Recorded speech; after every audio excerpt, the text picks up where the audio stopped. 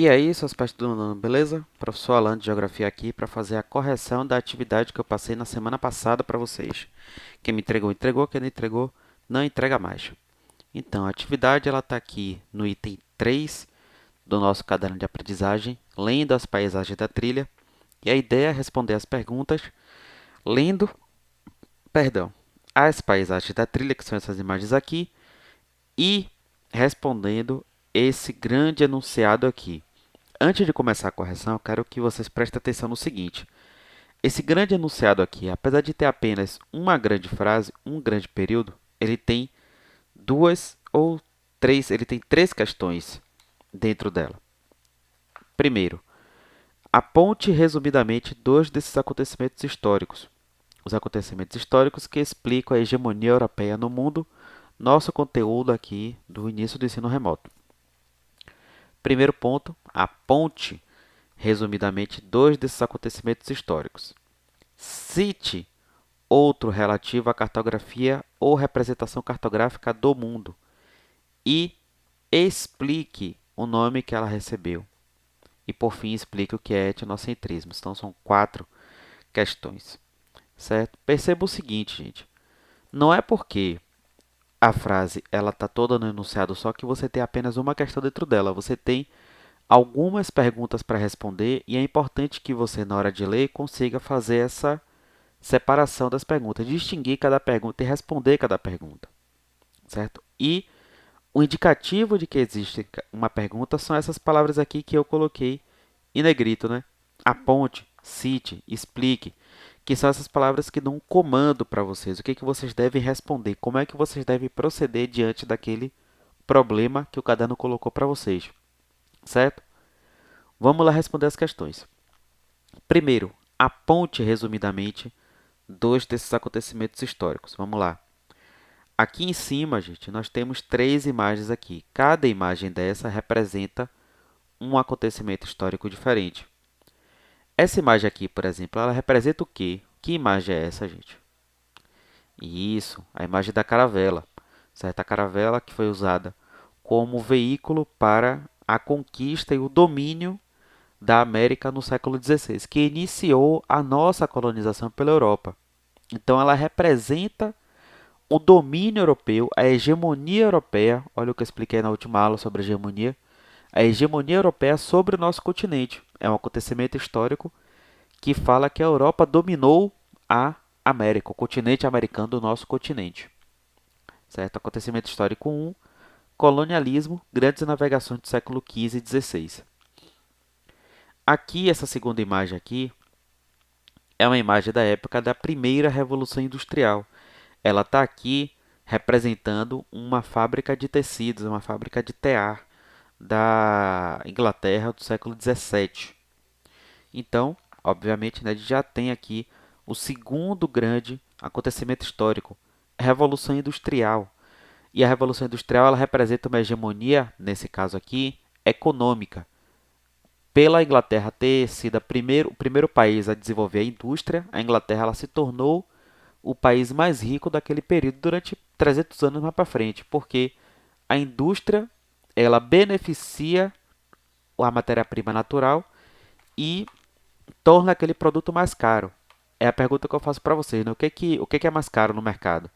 Você comprar 1 quilo de cacau ou você comprar 1 quilo de chocolate? E por que o chocolate ele é mais caro? Certo? Então, a indústria ela representa a hegemonia econômica da Europa sobre o restante do mundo. Aqui, nesse caso, seria a hegemonia, no caso da caravela, seria a hegemonia política e militar também. E aqui, por fim, gente, a gente está falando da partilha da África ou do imperialismo do século XIX. É um momento histórico parecido com o colonialismo aqui das caravelas, certo? Mas ele tem uma pequena diferença que ele está turbinado, vamos dizer assim, pela Revolução Industrial. Qual é o grande objetivo aqui? Olha só essa imagem. Você tem todos os países da Europa, Portugal, França, Bélgica, Inglaterra, Holanda, Itália, Espanha e Alemanha, com uma faca de cortar bolo para cortar a África. Por quê? Cada um desses países aqui, no século XIX, 200 anos depois da primeira Revolução Industrial, já tinham as suas indústrias e buscavam colonizar países da África. Para quê? Para pegar deles as matérias-primas para as suas indústrias e vender para a África os seus produtos industrializados, certo? Então, por isso que esses países buscavam partir a África e recolonizar a África. Não só a África, como também a América e como também a Ásia, certo? Então, colonialismo do século XVII, neocolonialismo do século XIX e Revolução Industrial. Se você citou duas dessas daqui, sua questão está correta, ok? Vamos lá para o segundo ponto. Cite outro relativo à cartografia ou representação cartográfica do mundo. Vocês vão me dar só um minutinho que eu vou abrir o mapa aqui para vocês. Espera aí, cadê? Serpente, está todo mundo aí de olho no meu computador. Legal. Vamos lá, cadê o mundo aqui? Pronto. Esse daqui, gente, é o mapa do mundo. O que eu quero que vocês percebam aqui é o seguinte. Duas coisas que muitos de vocês apontaram. Deixa eu aumentar o zoom aqui da nossa imagem. A Europa, ela está aqui, ó.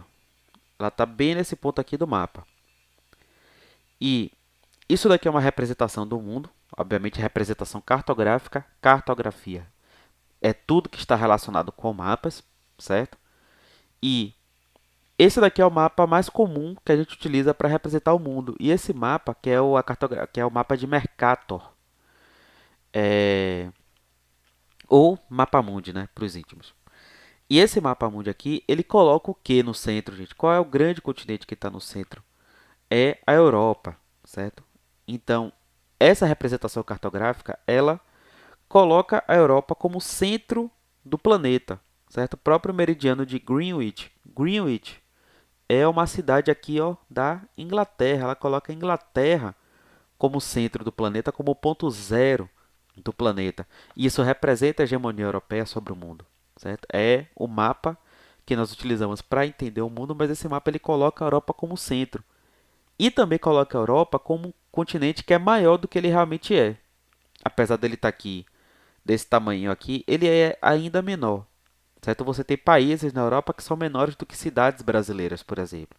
O Vaticano, Malta, Luxemburgo. Então ele não tem esse tamanho todo. A Europa ela é ainda menor do que ela é representada aqui no mapa. Então se você colocou nessa questão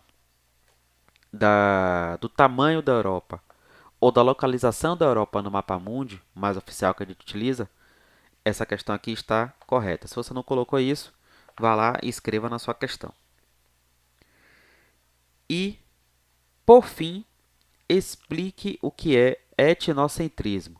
Gente, passei um videozinho para vocês explicando o que é isso. Etnocentrismo, vamos lá? Etno é tudo que tem a ver com cultura, com nação, com povo. E centrismo é o centro.